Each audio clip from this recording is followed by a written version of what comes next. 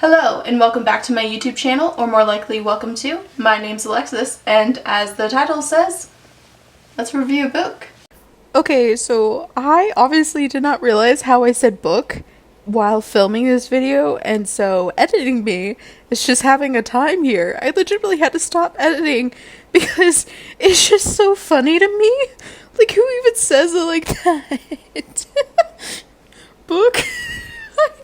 I don't even know if I can repeat it. Oh my goodness. Okay, anyway, back to the video. I just finished Again But Better a couple of days ago, literally a couple of days ago, on exactly a year after this was published.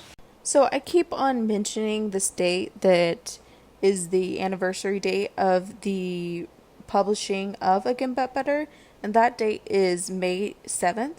So it was published May 7th, 2019, and I started reading this book May 5th, 2020, and finished it on May 7th, 2020. So exactly a year after it was published. Again But Better is what we're reviewing today, and it's by Christine Riccio. And I want to be fully... What is that word that I'm looking for? And now we're going to look up a word because I can't think of the word. Apparently this is a video that just cracks me up because that cracks me up. I do this so often where I just randomly sing a sentence that doesn't really need to be sung, but you know what? Hey, I am planning on being an opera singer, so yeah. And to be fully transparent, I actually follow Christine Riccio on YouTube, her channel, and she came out with this book a year ago, and for some reason I just didn't buy it right away. I think that was mainly just because of the timing of it all. I don't know why I didn't buy it right away, but after a whole year of wanting to buy it, I finally did. This is what I do with a ton of things. If I want it for long enough, then I'm like, okay, that is why I should buy it, and it takes me a while to actually get around to buying things. That could have been worded way better. Anyway, so let's talk about it. Some of this is stuff that I actually relate to, and some of this is stuff that I just kind of want to talk about. So, of course, if you do not know, I will talk about what the book is about a little bit. It's about this girl, Shane, who thinks that she's done college wrong, and she didn't really go out her first 2 years, her freshman and sophomore years. So then she decides to go and study abroad in London and just be more out there, be more everything that she wasn't her first 2 years, and just be a little bit more outgoing, be more spontaneous. So I kind of relate to that. And so I think this is a very interesting book, but because of that aspect, since you have a YA book that is about a 20-year-old, and this is actually something that even Christine has talked about, which, by the way, she did a whole video that she released the same day that I actually finished this. I finished this specifically that day once I saw that she had the Q&A about this book. I finished it because I wasn't that far away from the end, so I could watch the video the same day that it came out. So, and it's been exactly a year. It's been a year and now I think 2 days since the book's been published. I'm gonna put this down because I keep on doing a lot of things with it. So, and I remember even before the book was published, I was watching a lot of the writing vlogs that she did for this book, and I will put that in the description, as well as the video about the Q&A video about this book.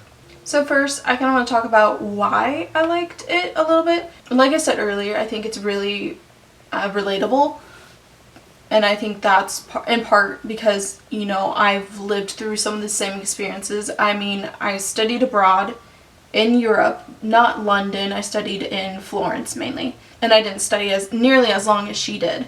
I studied abroad for 2 months during the summer of 2017.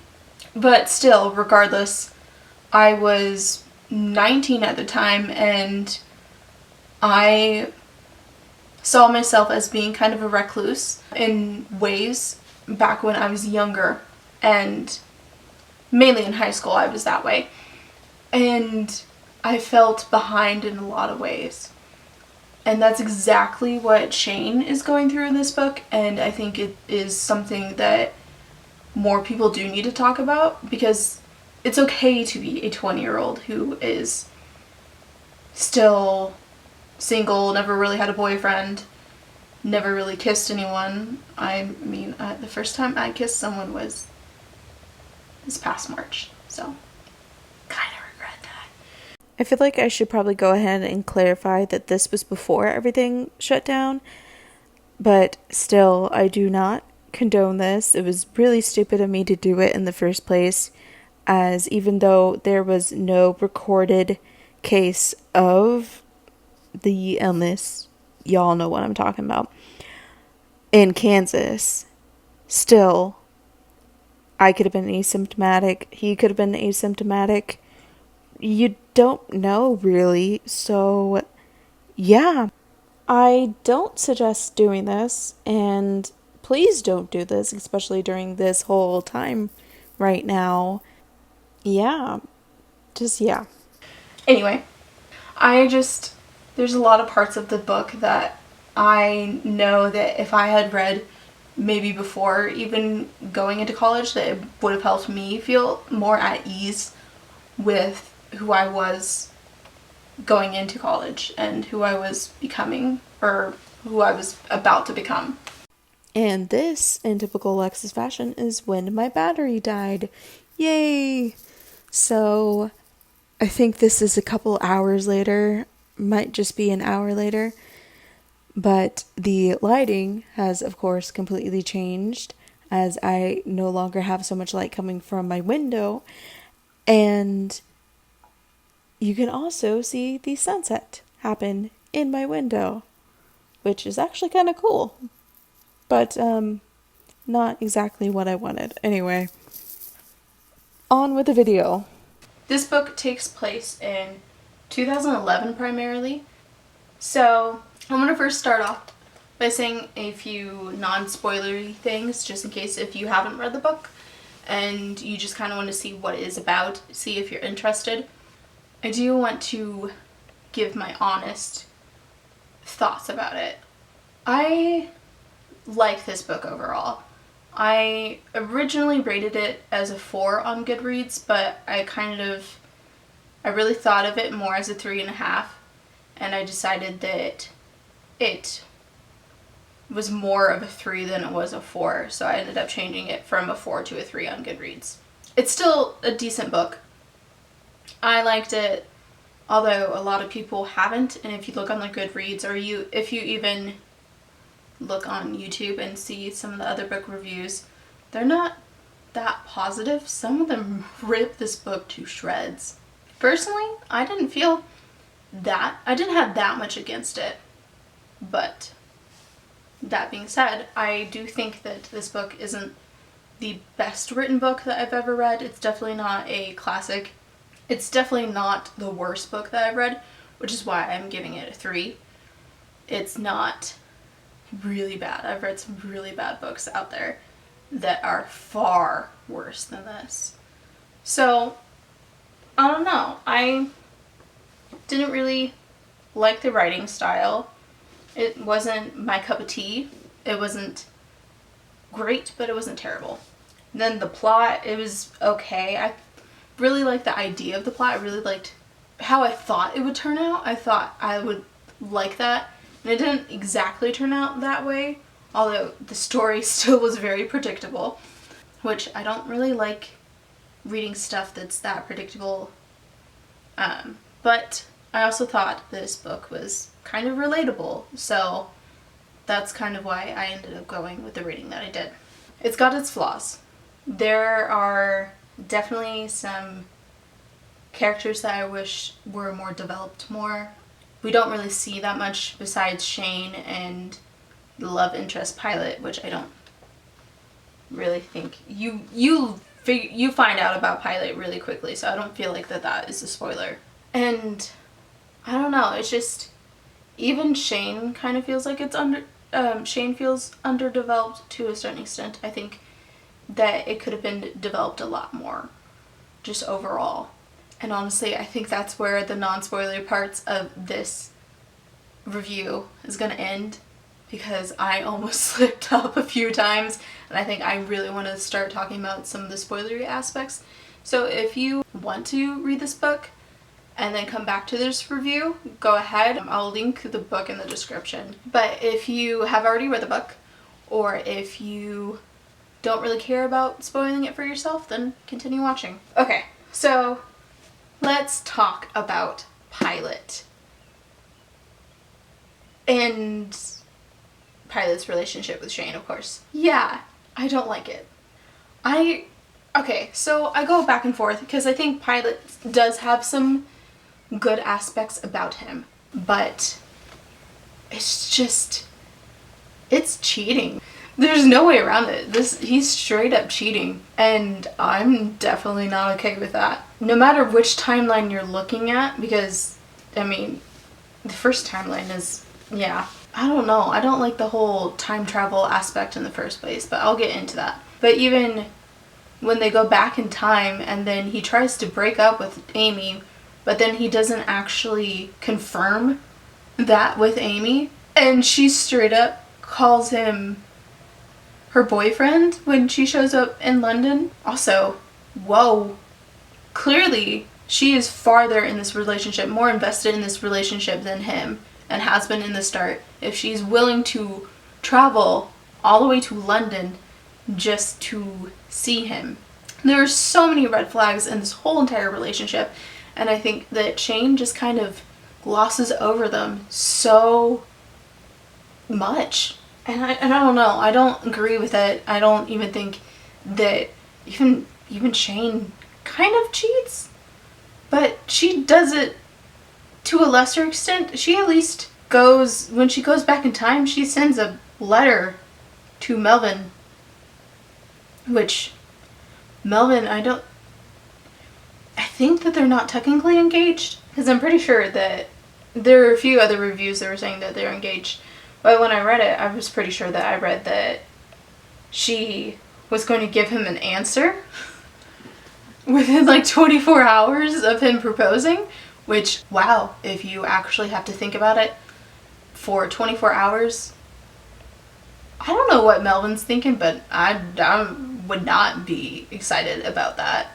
I don't think that is a good sign. Clearly, Melvin was more invested in this relationship than Shane. So, I mean, in part, I kind of think Shane and Pilot are meant to be together, because they both kind of did the exact same thing, but Pilot did it way worse. So, I don't know.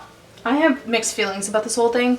I have mixed feelings about Pilot. I have mixed feelings about Shane. Another aspect that I've seen talked about is how Shane is very much just Christine. And I noticed this on reading the book. They have a lot of similarities. They do have a few differences, but I would say that Shane is like 95% Christine, which I don't necessarily have as much of a problem with as a ton of other people, but it's just not that great. All their interests are the exact same. Her username on her blog is pretty much the exact same. I mean, French Watermelon 19 and Poland Bananas books, or Poland Bananas 20. Very, very, very close. And very interesting that she picked her character to look exactly like her, to have all the same interests. And granted, the actual story, I would hope that this is not what happened, this is clearly not what happened, because obviously her current boyfriend, real life Christine's current boyfriend, was someone that she met on Tinder and here in the US. So clearly she did not at least meet someone when she went abroad like Pilot. I don't know. Well, it didn't pan out the same way. I don't know, because now that I'm just seeing like everyone's talking about how Christine is basically like Shane is basically Christine, that just I don't know. Now I'm just thinking, wait, shoot, does that make her current boyfriend kind of like Melvin? I don't know. I'm reading way too much into that, but wouldn't probably be the first person to think that. I just want to add that I don't think that this is probably the case. It most likely isn't. Just seeing what all has been posted about her current boyfriend.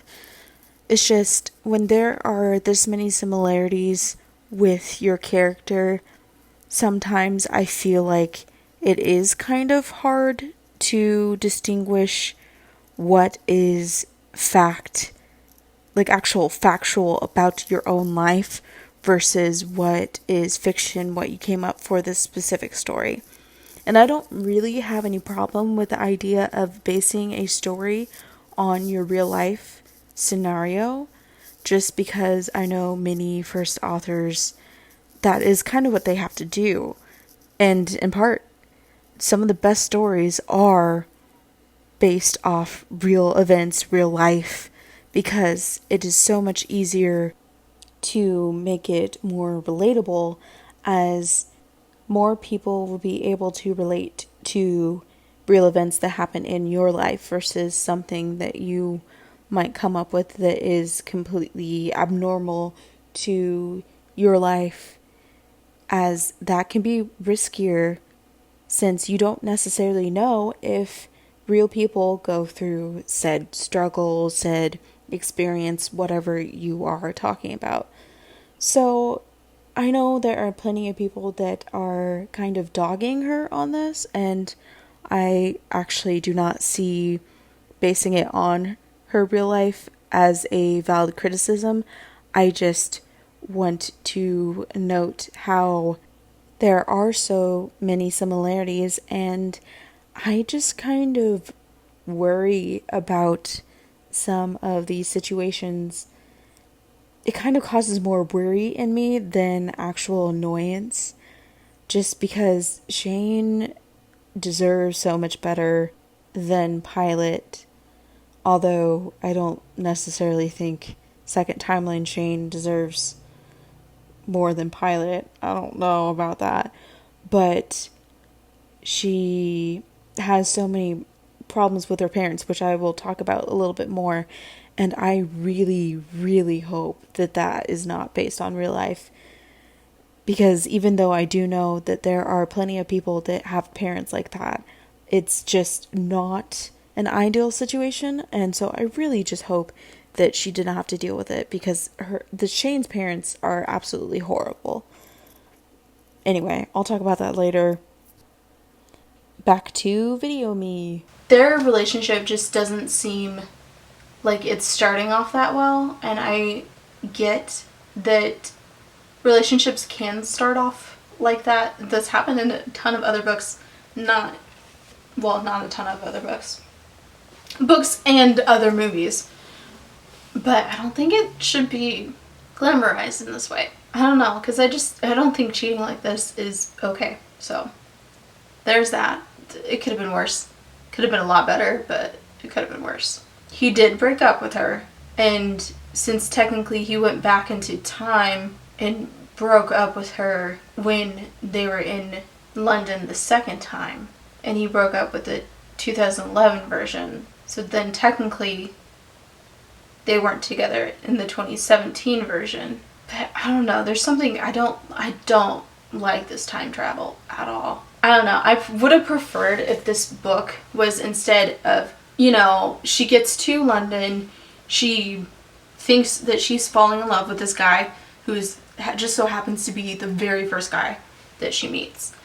And then she finds out that he has a girlfriend, and even if the Rome trip still happened, maybe the Paris trip still happened to the same extent, and there was clear flirting in between and almost kissing multiple times, then I would have hoped that she would have, in that timeline, once Amy actually came to London, then she realized she would have stopped pining after Pilot and been like, oh, okay, fine, back off. Or even she back off before in Paris or something, realizing that, he has a girlfriend this is not okay, I'm not really into this, find someone else. Actually find someone who is English or is French even. If it happened during the Paris trip, I think that could have been cute. Or even in Rome, found a cute Italian guy. There's so much chance for her to find a different relationship with a guy that wasn't willing to cheat on his current girlfriend. I don't agree with it. I could see how it would happen in real life. Some stuff like that actually happens in real life. I don't particularly like it when I read things like that. And initially I did actually not think this much into it, but so, I mean, clearly their relationship isn't off to the best start. I think that their relationship at the very end of the book, clearly a lot better. Honestly, if he had actually confirmed their breakup that second time around and they did the Rome and Paris trip, well, he broke up with her after the Rome trip. So if they did the Paris trip with that, or even if he broke up before the Rome trip, I think if he broke up with Amy before the Rome trip, that would have been great. And then those things happened, then I don't think I would have had as much problem with it, or I have as much problem with it. I don't think as many people would have as much problem with it. It's the sheer fact that he did cheat on Amy, and then when Shane found out, she was more annoyed that he didn't confirm, and then she got really mad when technically he was cheating on Amy with her. So what? Does she really have the right to be mad? I don't think she does. I think if anyone has the right to be mad, it should be Amy. I mean, granted, yeah, he messed up. He should have confirmed that. But at the same time, he still was planning on dumping her for you. It's just all kind of messed up. Okay, on to time travel, because I'm going to stop talking about their relationship. Because the more I talk about it, the more I realize just how flawed it is. It's not great. Anyway, the time travel. Yeah, no, I don't like it at all. I get the concept of it because she's doing her study abroad again, but better. Haha. But honestly, I thought that the again but better was the study abroad, the initial time, not her redoing her study abroad. Which, wow, how you can mess up two things in your college experience. That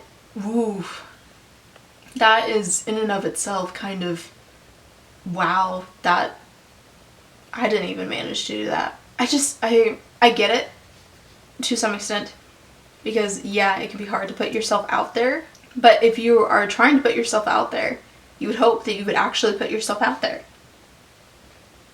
Yeah, it feels kind of pointless to then go back.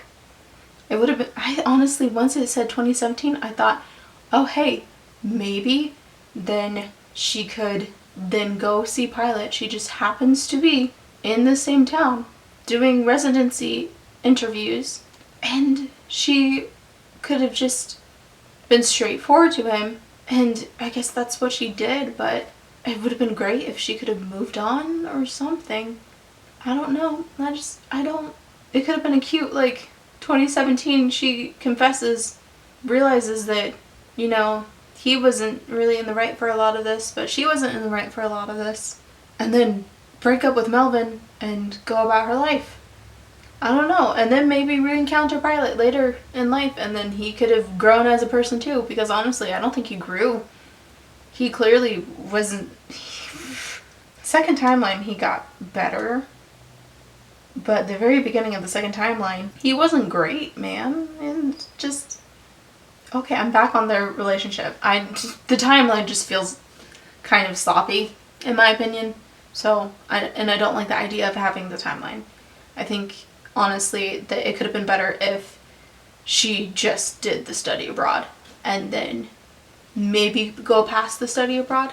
Maybe then realize once she gets back from her study abroad that it was worth her career, her dreams, and her happiness is worth actually standing up to her parents, and then been happy on her own or something, realized the pilot wasn't even the one for her, clearly. Well, that, I think it could have been better.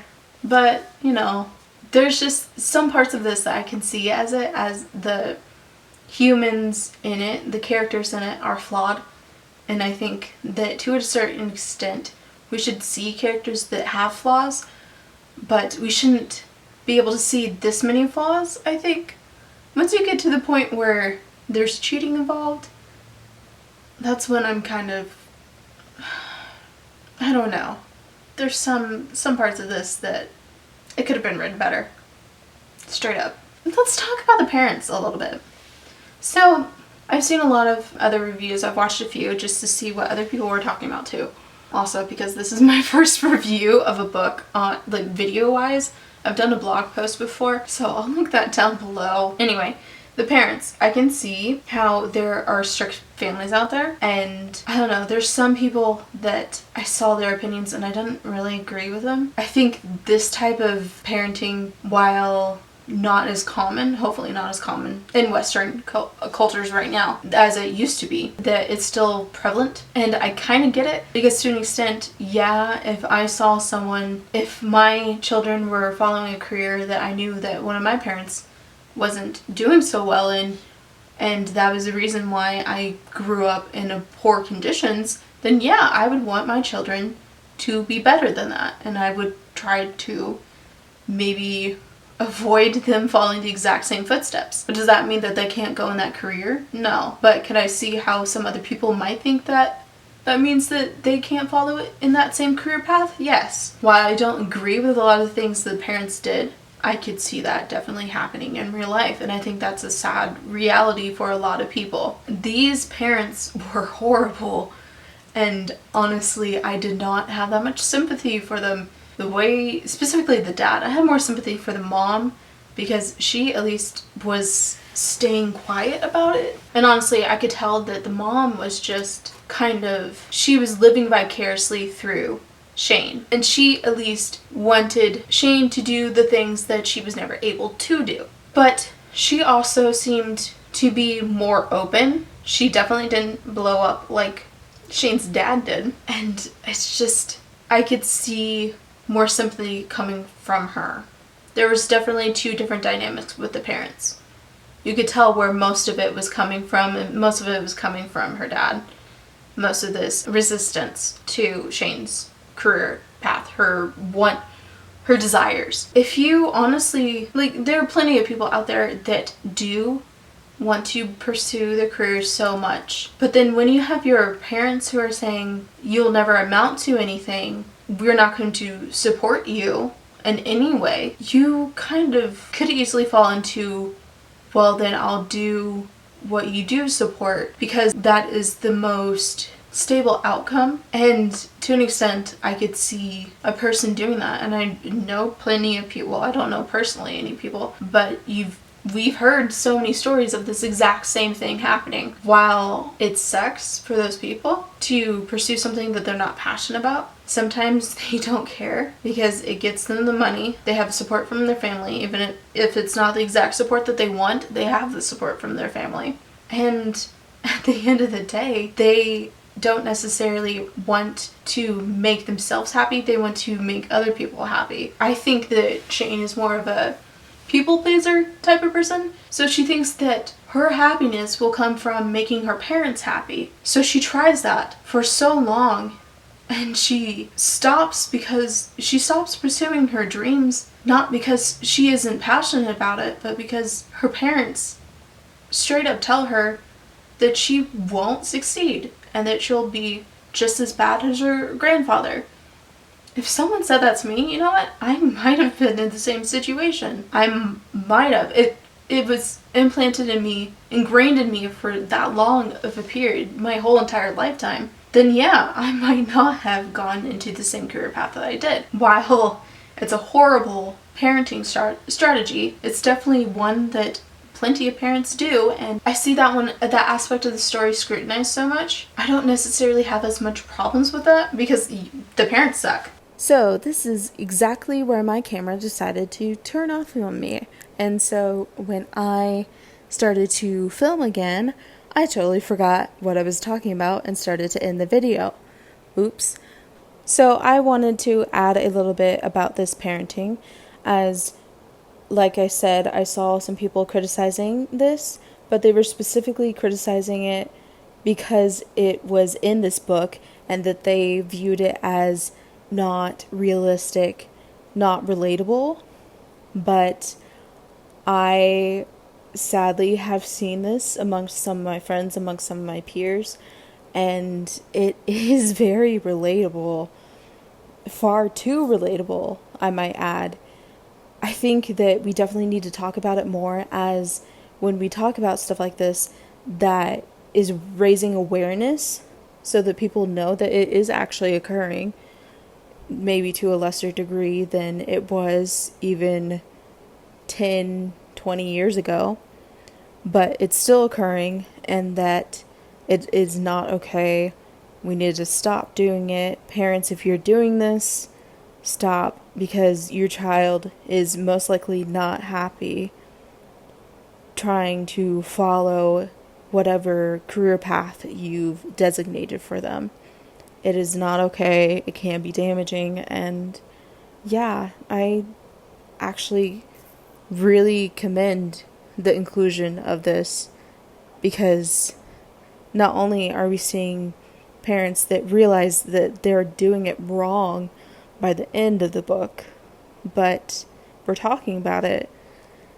I don't necessarily agree with the dad blowing up as he did.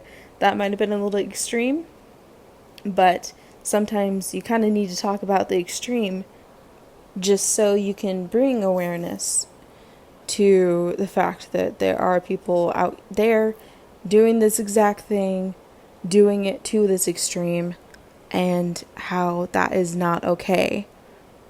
The more extreme example, though, the easier it is for people to grasp the idea that something is wrong. And so I think that it definitely was a good idea to have it extreme. While I don't like the parents, I admit that this was a good part of the book, in my opinion.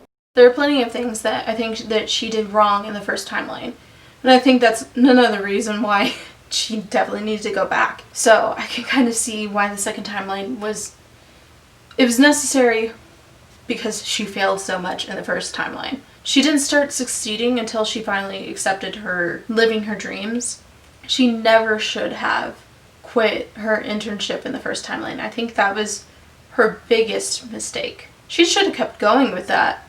And I think if she had kept going with that, then maybe we could have seen something a little bit better, and she wouldn't have needed that second timeline to really start to succeed. If I was in that exact same position, that would have thrown me into proving my family wrong. I think I would have ended up digging deeper into the internship, which I think in part is why she did better in the 6-year 2017 but back in 2011 version.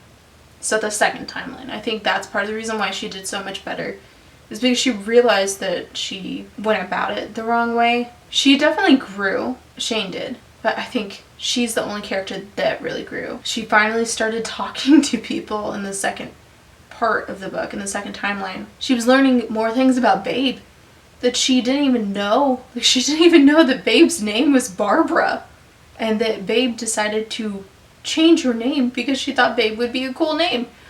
Like, what? And she had been best friends with this person for 6 years. That's just wow. Shane definitely in the first timeline was very self-absorbed. And I think even at the beginning of the second timeline, she was very self-absorbed. The very end of it redeemed this book for me, just because you could tell that she went through a lot, and you could tell that she finally grew. Took her a long time. Like, this book is really big. I think, honestly, not all of this book was necessary to tell the same story, or a very similar story. I think it probably could have been 200 pages, not 300 some. I've seen a lot of people talking about how this breeds young. When you are someone who is 20 years old that's never been kissed as I was, that doesn't necessarily go away. Those feelings that Shane went through, I've definitely gone through them. I went through some of them literally this semester as a 21-year-old. Anyway, I think that I have rambled on long enough about this. I think that it has gotten a lot of flack. It has gotten a lot of criticism online. And I can see that, honestly. For the most part, I think that this book wasn't horrible. So, and that's why I rated it a 3. It's not a book that I think I would go back to a ton. Maybe I'll reread it sometime. I don't know. I don't think that... It's definitely not a book for everyone. Most books aren't. It was more of a book for people like me, which is literally what Christine has said, is that it's for the 20-year-old who feels like they failed a little bit in college, or that, hasn't been kissed at like 20, which I don't even think that I failed at college, but I mean, that's all opinion. It's all what you think about. I also read this in 2 days, so like clearly I liked it to at least some extent, considering I literally had to force myself to go to sleep, but which I think was originally one of the reasons why I rated it a 4, but now that I've had time to think about it, the more I'm like, no, I don't really, there are a few flaws in here that knocked it down. I've talked enough about this, so I think we're going to leave it there. If you have any specific comments about this, leave them in the comment section. Let's talk about it. I wanted to hear more people's opinions, whether or not you agreed with me. Actually, if you disagreed with me, which there are a ton of people on YouTube who disagree with me, then I would love to know why. I've seen a few videos about some of the stuff, but again, I think that some of it is, like, a lot of this is realistic to at least a certain degree, which is kind of a sad reality, but I mean, it's true. Some people actually do have to live through some of this stuff. And while I think that Shane, as a character, didn't respond to it that well, I think that I can understand why she responded it to a certain extent. Yeah, so comment. Tell me what you liked, tell me what you didn't like. Like this video if you liked it. Speaking of liking things, please tell me you liked it. And hit the subscribe button. I'll try to post more videos more often than I have been. Oops. Subscribe, like, comment. Check out all my social media. It's in the description. I have Twitter, Instagram, and a blog. I think I've talked long enough, so yeah. I'm just gonna end this right here, so.